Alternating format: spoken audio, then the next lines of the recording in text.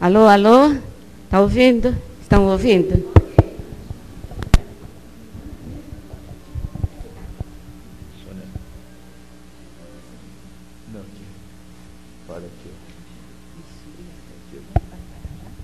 Alô?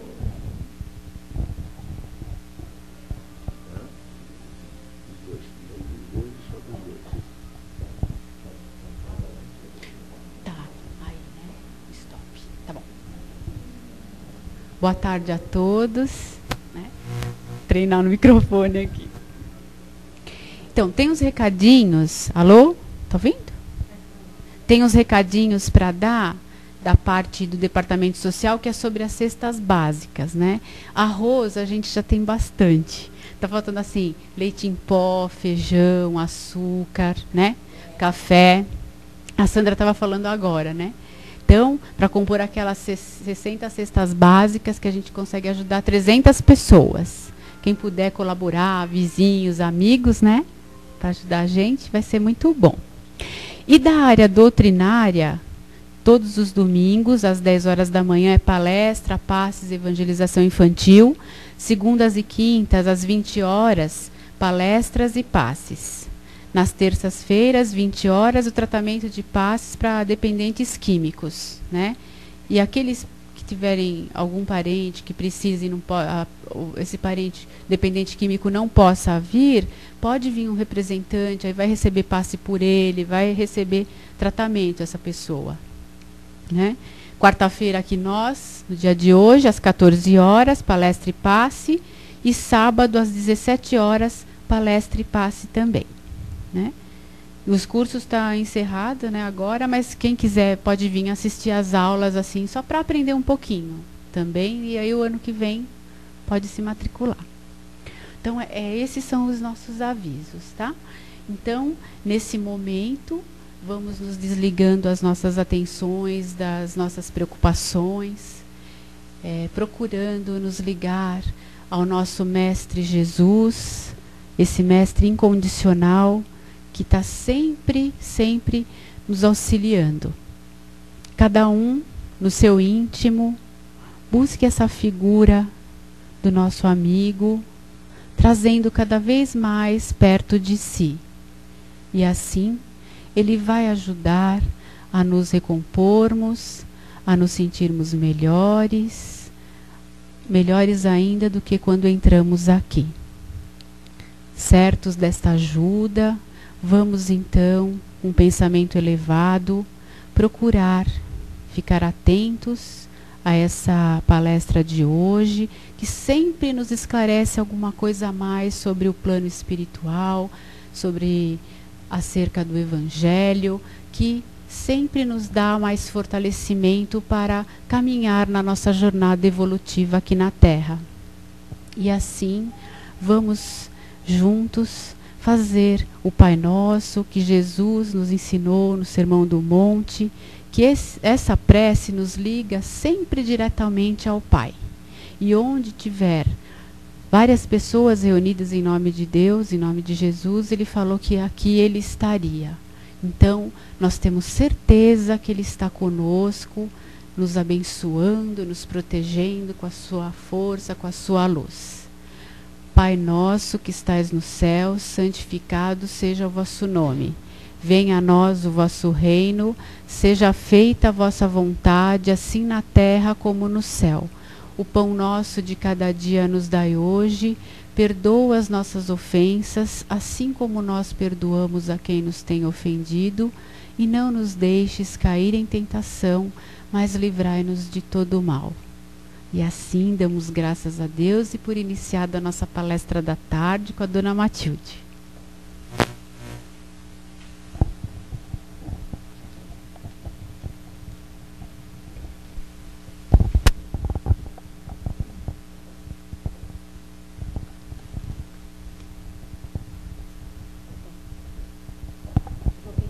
Vou pedir desculpas, né, por estar com o olho assim, mas a voz está boa, então a gente não foge aos nossos compromissos, né? Muito bem. Hoje nós vamos falar a respeito da família.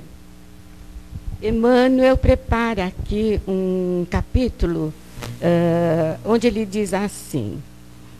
Primeiro, a carta de Paulo a Timóteo, que foi seu discípulo, né? Para que ele mantivesse todo o núcleo em paz. Então ele começa dizendo assim: aprendam primeiro a exercer piedade para com sua própria família e a recompensar seus pais, porque isto é bom e agradável diante de Deus. Por que Paulo recomenda isso ao núcleo em que Timóteo dirigia? Porque ali havia muitas viúvas. E naquela época, a gente fala aquela época, e ainda hoje acontece isso, né? Se alguém enviúva, ou são nossos pais, ou é alguém da família, né? Realmente a gente acaba esquecendo da pessoa. E ela fica como que abandonada. E acontecia muito isso dentro desse núcleo. As viúvas eram completamente abandonadas, esquecidas, né? Pelos seus familiares e por aqueles que estavam dentro do núcleo de Timóteo. Daí a recomendação, que eles utilizassem de piedade, primeiramente, com os seus familiares. Porque se nós, dentro do nosso lar, dentro da nossa família, toda a parentela consanguínea, nós não formos realmente caridosos, nós seremos chamados à atenção por isso, né? Então, daí a recomendação de Paulo. Mas Emmanuel continua. A luta em família é problema fundamental da redenção do homem na Terra. Como seremos benfeitores de 100 ou 1000 pessoas se ainda não aprendemos a servir 5 ou 10 criaturas? Esta é uma indagação lógica que se estende a todos os discípulos sinceros do cristianismo. É verdade, porque o lar, né, a família, é o primeiro núcleo de uma sociedade. Emmanuel afirma que é a célula máter de uma sociedade, porque é da família, é do lar que saem os indivíduos para compor essa sociedade humana. E o que nós temos visto, talvez, será que é a fragilidade humana, ou então o desconhecimento daqueles que compõem uma mesma família, porque o que nós temos visto na sociedade nossa, principalmente aqui, a coisa não está muito boa, não. Não é verdade? Os indivíduos não têm mais respeito uns pelos outros. E isso, a educação, está dentro do lar. É a primeira escola. Não é? Então, quando nós instruímos, orientamos nossos filhos, da mesma forma como nós fomos instruídos e orientados pelos nossos pais, com certeza eles serão cidadãos respeitosos, não é? E comporão, assim, grupos, talvez compondo famílias também, de pessoas mais equilibradas, mais ativas também. Bom pregador e mau servidor são 2 títulos que não se coadunam. Aquele que fala, se ele não age de acordo com aquilo que ele fala, ele está falseando uma verdade.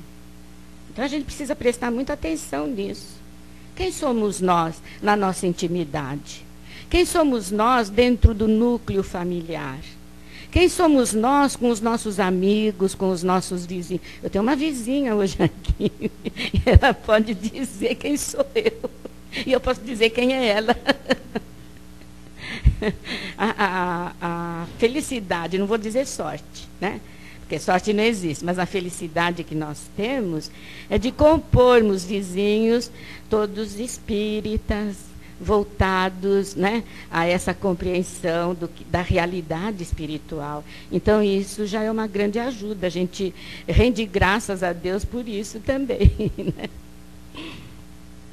O apóstolo aconselha o exercício da piedade no centro das atividades domésticas e, entretanto, não alude a essa piedade que chora sem coragem ante os enigmas aflitivos, mas aquela que conhece as zonas nevrálgicas da casa e se esforça por eliminá-las, aguardando a decisão divina a seu tempo. Então, quando nós sabemos, dentro do nosso lar, enfrentarmos quaisquer dificuldades, mesmo a dificuldade, porque nós somos, embora compondo a mesma família, vivendo sob o mesmo teto, nós somos individualidades, somos pessoas diferentes. Não é? E cada um, se não utilizar essa boa vontade, a gentileza de uns para com os outros, o lar vai virar um caos. Não é? Vira realmente. E aí a gente não tem... Então, nós choramos, mas choramos muitas vezes como o crocodilo, né? Que faz as coisas e continua chorando. A ferocidade está lá. Né? Conhecemos numerosos irmãos que se sentem sozinhos espiritualmente entre os que se lhes agregaram ao círculo pessoal, através dos laços consanguíneos, entregando-se por isso a lamentável desânimo. Também é uma realidade, né? Quantas criaturas convivendo com seus familiares estão completamente isoladas.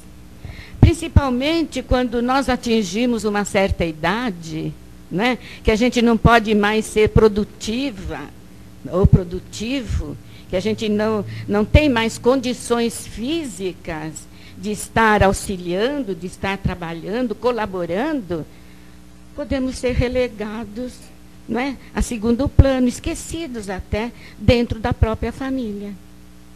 Enquanto somos jovens, enquanto temos forças, não é? Então nós contribuímos de alguma forma, mesmo porque trazemos ao mundo outros espíritos e somos responsáveis por eles. Os cuidados todos que são ali desenvolvidos, né? Quando estamos cuidando das crianças, quando cuidamos do lar, embora tenhamos quem nos auxilie, mas nós é que temos que comandar tudo isso. Não é? O homem segue o seu rumo também, dando o seu exemplo como pai, como chefe da família. Não é? E hoje em dia nós dividimos essa chefia. Não é? Então são os dois que colaboram dentro do lar. E isso deve ser feito de uma forma bastante harmoniosa. É imprescindível, contudo, examinar a transitoriedade das ligações corpóreas, ponderando que não existem uniões casuais no lar terreno. Cada um de nós chega ao mundo físico trazido pelos nossos pais. E quando dois jovens resolvem se unir para constituir uma família, eles não se conhecem. Eles se atraem, se buscam, mas realmente não se conhecem na intimidade dos seus sentimentos, dos seus pensamentos. Nós conhecemos apenas aquilo que se exterioriza. Mas lá na intimidade, ninguém conhece ninguém. Então, esses jovens realmente não estão preparados para essa união. É uma dificuldade isso. Nós vimos de famílias diferentes, de educação diferentes, ambientes distintos, e uma série de outras coisas que nós trazemos, carregamos conosco, a bagagem nossa, moral, espiritual. E daí os desencontros, os desentendimentos. A meu ver, eu digo isso a meu ver, deveria haver um curso específico na preparação dos pretensos casais, daqueles que querem se unir. Mas nós temos a doutrina espírita, desde a evangelização, preparando a sementinha para que seja um cidadão, sabe, equilibrado, reto, digno. E a mocidade. Então, olha, quantos anos nós trabalhamos com os jovens, orientando, eles vinham fazer perguntas assim íntimas, e nós tínhamos que dar a resposta, não a solução, porque a solução eles têm que procurar, mas orientá-los. Então, esse foi também o nosso trabalho, né, Leda? E quanta coisa, para evitar que mais tarde, apesar de tudo isso, veja bem, apesar de todo o preparo, de tudo isso, nunca é fácil a convivência a dois. Às vezes, o companheiro ou a companheira é mais evoluído, aprendeu melhor as coisas da vida e vem para nos auxiliar. Ou nós somos aquele elemento que vem para ajudar o outro a crescer também. Porque casamento é isso. Casamento é crescimento, é abnegação, é doação constante.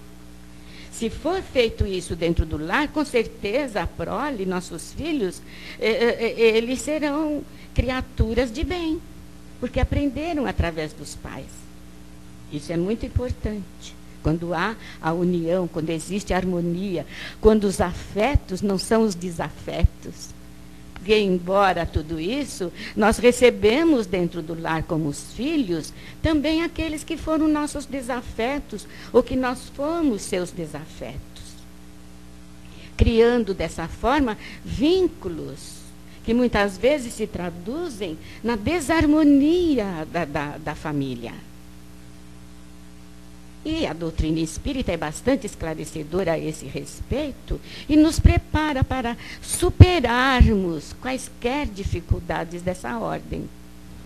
Então, sabendo que muitas vezes o companheiro ou a companheira não é aquele ser ideal, porque nós mulheres idealizamos um príncipe encantado, né?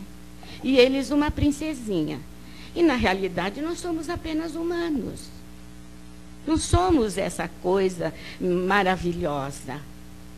Porque se estamos reencarnados, é porque nós necessitamos aprender tanto.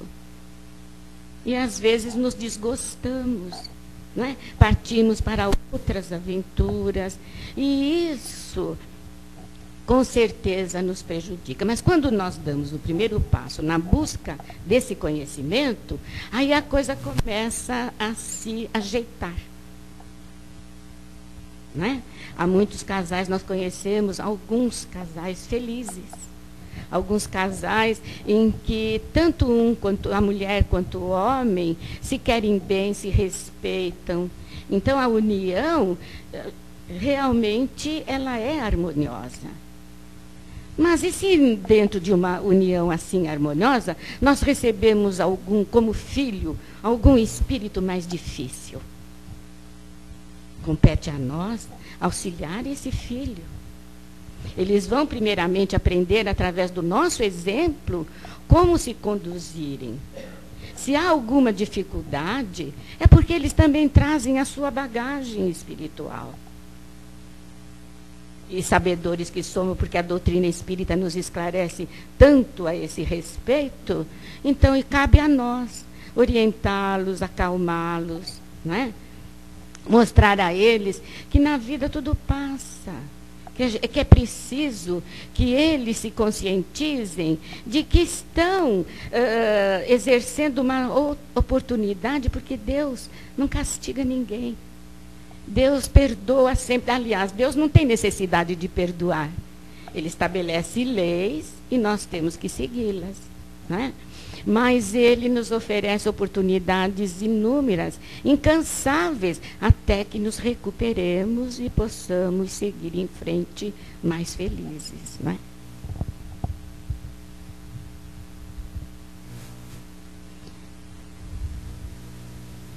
Ninguém ponderam aí, no lar, né, por enquanto, as provas salvadoras ou regenerativas. Ninguém despreze, portanto, esse campo sagrado de serviço, por mais se sinta acabrunhado na incompreensão. Constituiria falta grave esquecer-lhe as infinitas possibilidades de trabalho iluminativo. É verdade, né? Ainda mais nós, que já conhecemos um tanto, porque estamos aqui, o que nos compete realizar, não é? Então, nós sabemos, é ter paciência, é ter calma, saber aguardar o momento oportuno. Não é sempre que a gente vai estar, porque ninguém molda ninguém. Eu quero que o outro se modifique. Modifique-se você primeiro. Se nós não trabalharmos o terreno íntimo das nossas emoções, dos nossos sentimentos, com certeza não vamos passar para o outro algo de bom. Se somos nós os desequilibrados, como que nós vamos constituir uma família dentro desse equilíbrio? Não é? Então, é por isso que nós somos chamados a atenção por Emmanuel. E Emmanuel, nós sabemos que ele é aquele espírito que cuida dos lares. Porque ele também, quando ele foi, no tempo de Jesus, foi o Públio Lentulus, ou Lentulus, né, como romano, severo, digno, mas muito severo, não compreendendo e não entendendo que a sua mulher, a Lívia, né? Eu ia falar Nívia, a Lívia havia sido acusada de adultério, mas foi uma trama que ela sofreu. Mas ela era uma criatura muito digna. E ele, não entendendo, não compreendendo a mulher que ele tinha ao seu lado, o espírito digno que ele tinha ao seu lado, ele relegou-a a um aposento distante, como se ela estivesse fechada, e tirou-lhe a filha do convívio. E ela se tornou cristã, trocando depois com a escrava as vestes de escrava, e foi levada ao circo. E ali foi morta pelas feras. Imaginem vocês a dor desse homem, quando ele, sabedor da verdade, foi o culpado, né, se sentiu culpado pela morte da esposa. Imagina o que ele sofreu. Quem ler há 2000 anos vai entender.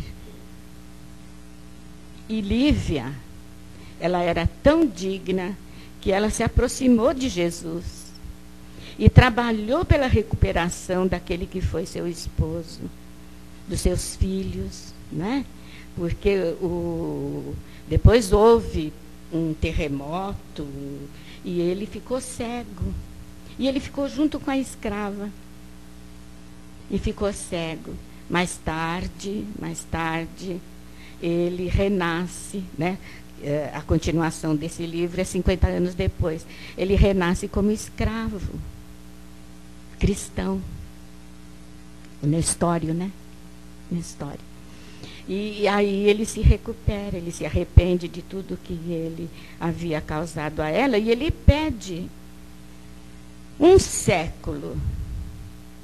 Ele queria ter 2 encarnações celibatárias, quer dizer, solteiro, porque ele achava que ele não merecia a Lívia.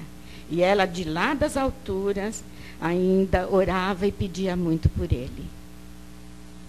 Hoje, com certeza, né, eles devem estar juntos. Com certeza. Que depois ele veio a ser o padre Manuel da Nóbrega. Veja só.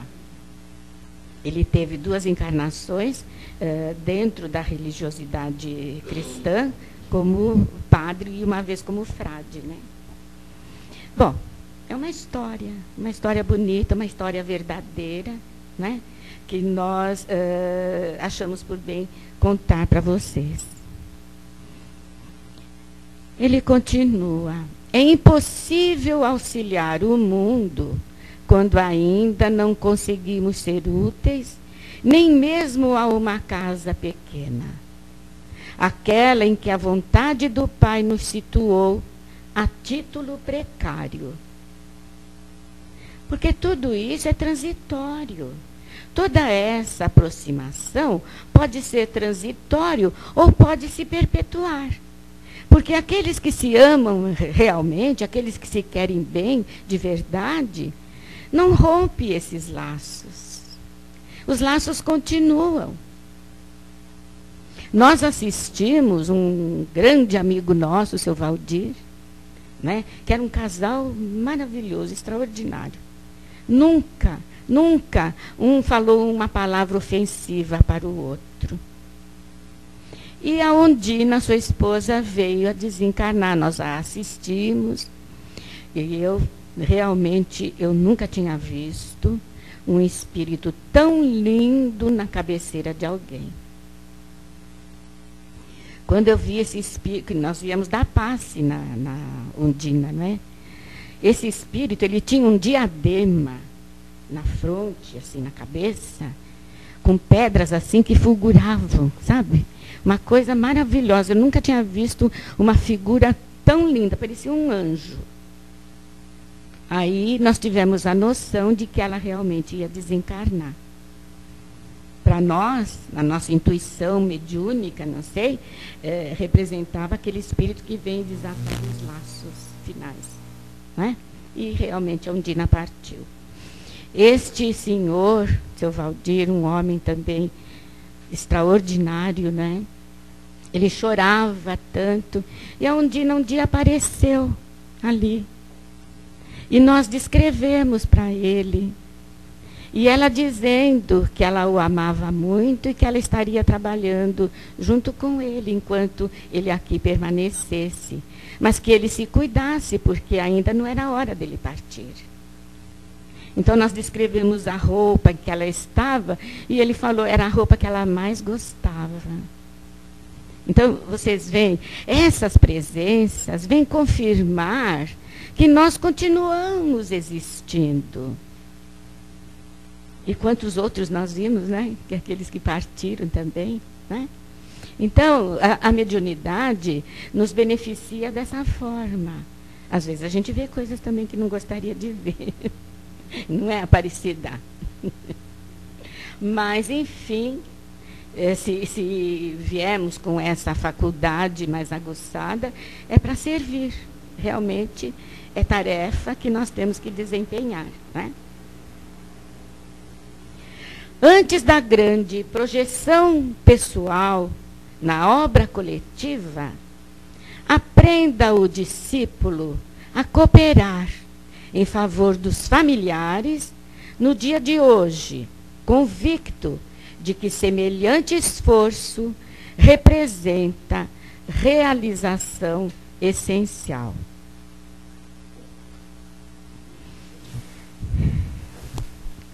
O ano de 1994 foi escolhido pela ONU para ser o Ano Internacional da Família. E a partir de então, todos os outros,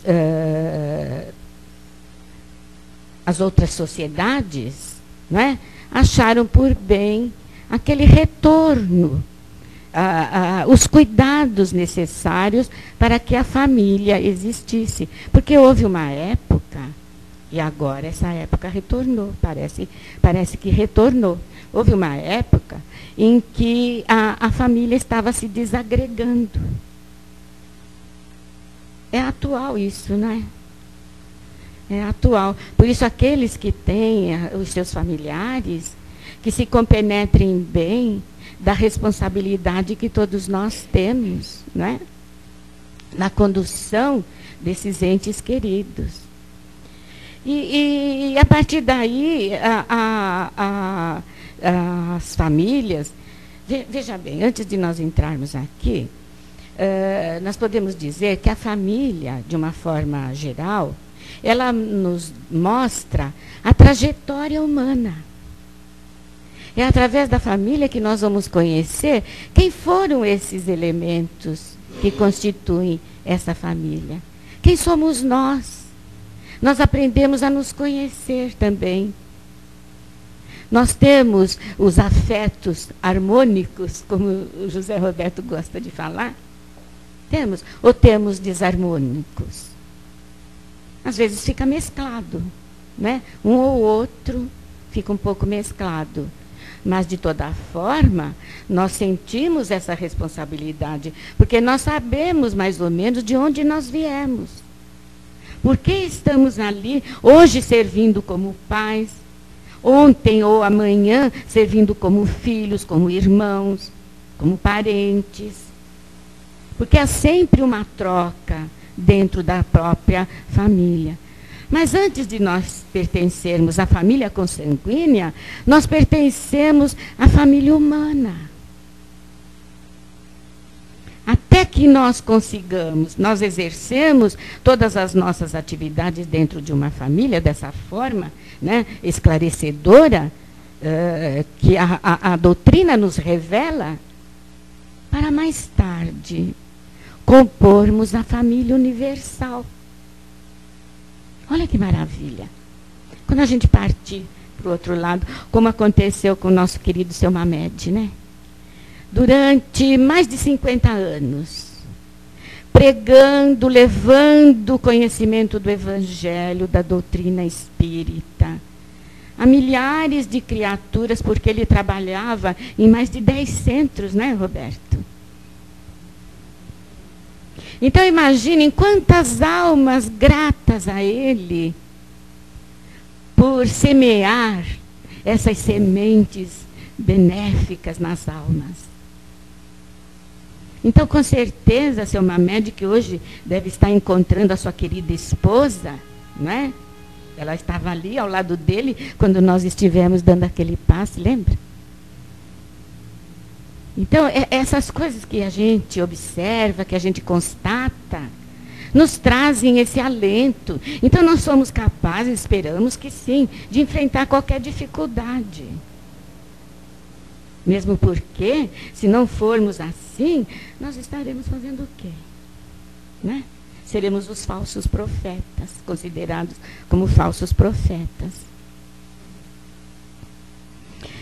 É certo que a família de hoje é também um espelho do grau evolutivo em que nos encontramos.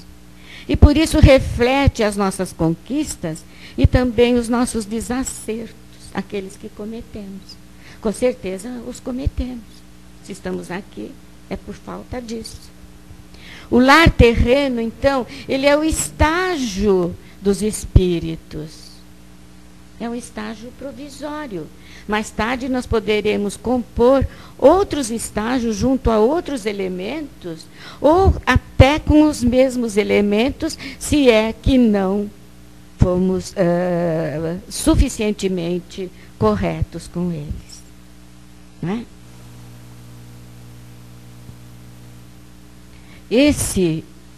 Essa falta de conhecimento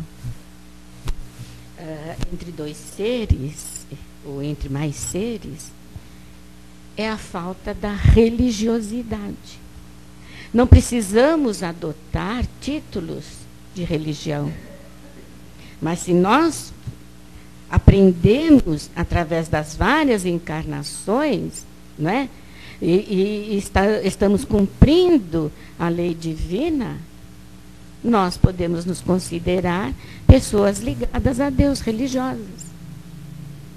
O que falta no mundo é isso, é o amor, é a religião, sabe? É aquele toque que sensibiliza as criaturas, que faz ver no seu semelhante uma criatura igual a ele. Não importa a posição social, não importa a beleza, não importa qualquer atributo que a criatura detenha. Importa é o sentimento. O meu sogro, que era um homem sábio, humilde de nascimento, mas muito sábio, ele dizia o seguinte: antes ser que parecer. Quantas vezes, né, na sua conversa comigo, que ele conversava muito comigo, porque depois de viúvo ele veio morar comigo. E morava minha mãe viúva também comigo. Então, nós compunhamos uma família muito grande. Chegamos a ter 11, 12, 13 pessoas morando juntas. Que vinham ainda afilhados, vinham sobrinhos. E as sobrinhas, correu o boato que quem, sobrinha ou sobrinho, que viesse para minha casa, casava. Então todo mundo ia ficar em casa. Então eu sempre lidei com muita gente, dentro da família e fora dela. Né? E isso, a gente vai aprendendo um pouco de cada um. Né? Então isso é muito importante e é dignificante. A gente acaba por desenvolver esse sentimento fraterno. Né? Por isso que aqui nesta casa, entre todos nós, existe isso. Sabe? Essa doação espontânea de amor, de carinho. Por isso que essa casa também, a casa como o teto que nos abriga, que nos recolhe aqui, é uma família. Nós somos realmente uma família. Nós pertencemos a esta família, a Casa do Caminho. E a Casa do Caminho, não só pelo nome, mas ela compõe também o abraço fraterno de todo aquele que chega até nós e que é recebido dessa forma. Não é? Por isso que nós abrimos os braços e dizemos a todos vocês, sejam bem-vindos. Venham compor conosco os trabalhos que nós estamos desenvolvendo lá dentro. Quando nós adentramos lá e nos preparamos para ministrar o passe, todos nós temos já a consciência, né, de que vai depender muito de tudo aquilo que nós pensamos e sentimos para o bem-estar daqueles que recebem essa força, essas energias. Então, não estamos aqui fazendo proselitismo, não. Mas é uma realidade. Nós que trabalhamos lá naquele círculo, né, nós sabemos o que um sente pelo outro. E isso se exterioriza a todos que chegam até nós. Que Jesus abençoe a todos nós e que possamos prosseguir em paz. Ok. Ó, microfone aqui. Se alguém tiver alguma pergunta, alguma colocação, mas vai falar no microfone também. Alguém quer falar alguma coisa? Tia Cida? Então eu vou fazer uma colocação, uma pergunta. Assim, hoje em dia a gente vê que as famílias também têm tido muito problema, ou de saúde, ou na parte emocional, né? Então, eu queria... O que eu tenho visto, assim, colegas, amigos, passando por muita dificuldade. O que eu tenho falado, assim, que eu faço sempre, é implantar o evangelho no lar, que eu acho importante, né? Aí eu queria que a senhora falasse alguma coisa sobre o evangelho. É uma das coisas que eu esqueci de falar ali, né? Porque é uma realidade. Quando nós queremos harmonizar o nosso lar, começamos por praticar, estudar o evangelho para depois praticarmos. E à medida, não importa que seja sozinho. A princípio, pode ser sozinho, não é? Não importa. Mas o evangelho estudado e praticado dentro do lar transforma o nosso ambiente, modifica a atmosfera ambiental. Porque ali é designada uma equipe espiritual que vem nos acompanhar, né? Eles vão escutar a nossa sinceridade. Nós queremos aprender. E nada melhor do que aprender através de espíritos ilustres que compuseram esse evangelho segundo o Espiritismo. Não é? Então, através disso, às vezes as pessoas acabam se modificando porque nós mudamos. Um evangelho bem estudado, trecho por trecho, desde a nota explicativa, ele dura mais ou menos 3 anos, 3 anos e meio. E quando nós renovamos, lido, estudado todo o evangelho, que nós voltamos às primeiras páginas, nós vamos sempre encontrar coisas novas. E a ponto de praticar tudo isso, as lembranças vão ficando reservadas na nossa memória, até que elas adentrem ao nosso sentimento.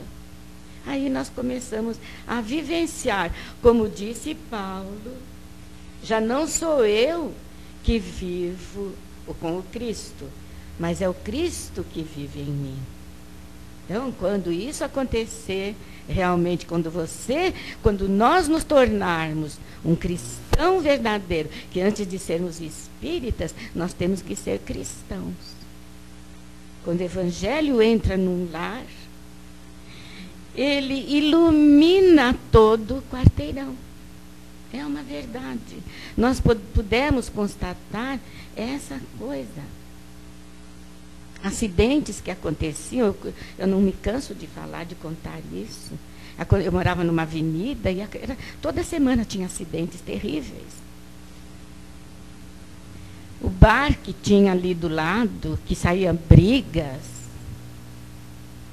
começou por a briga, alguém chegava e falava assim, vamos parar com isso, vamos embora, vamos embora. E eu lá fazendo prece e rezando, orando, né? Que espírita não reza, ele ora. O bar foi embora. Os acidentes da avenida acabaram.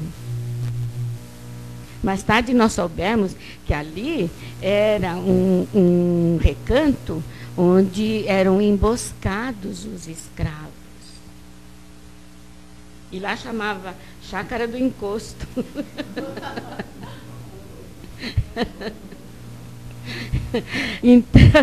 Então vocês percebem como a gente pode mudar, limpar, arejar o nosso ambiente familiar? Através, não é só o estudo, é a prática do Evangelho. Quando a gente muda, os outros acabam por ir mudando pouco a pouco.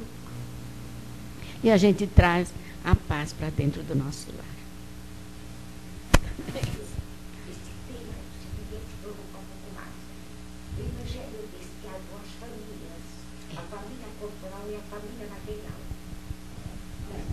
Deixamos. Não, precisa para todo mundo ouvir. A família, o material é aquela que nós temos por dever e obrigação. Educar, tolerar, relevar, porque são cobranças das nossas vidas passadas. A família espiritual é aquela que nós nos unimos de uma forma suave, nos lares. Quem tem um filho, ele é os tem.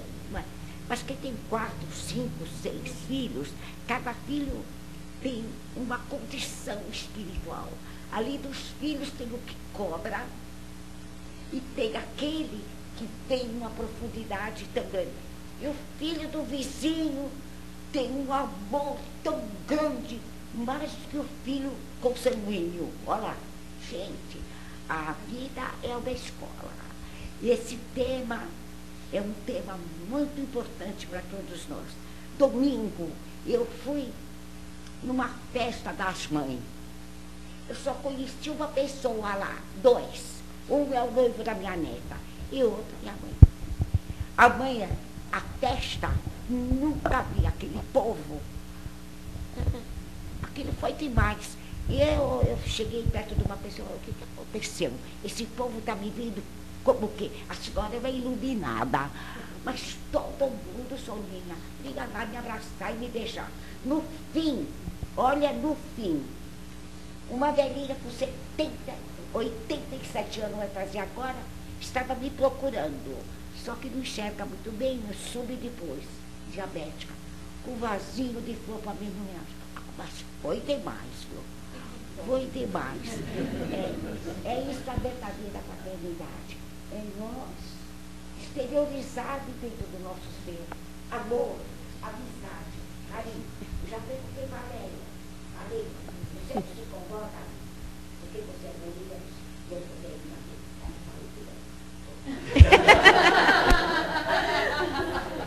É a Aparecida falando, né? Ótimo. É.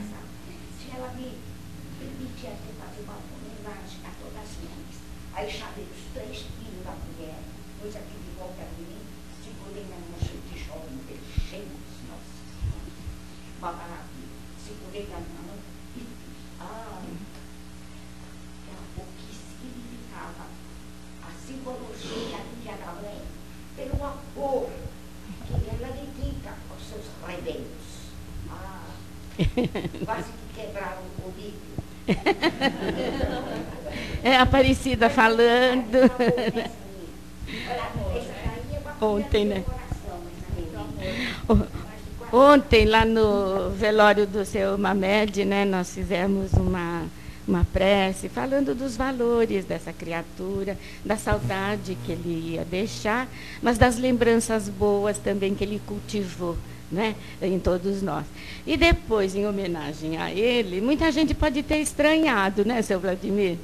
Mas nós cantamos o hino dos aprendizes, que ele tanto gostava e fazia questão, quando ele dava aula aos aprendizes do Evangelho, de cantarmos esse hino. É o hino da fraternidade, dos aprendizes do Evangelho. E nós cantamos. O Roberto com o vozeirão dele, né?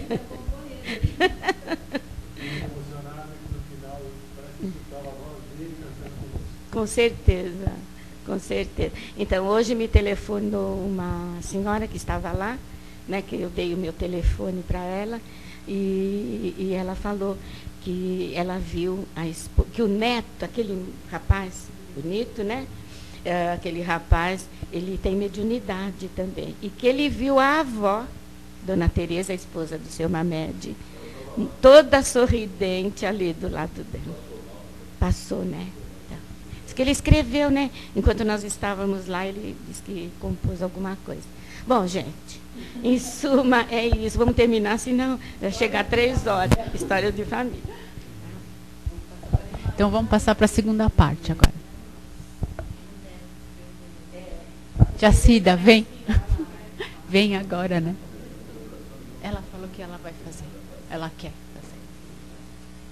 Então, a tia Cida vai ficar com essa segunda parte. A gente vai partir para os passes, tá bom? Até já.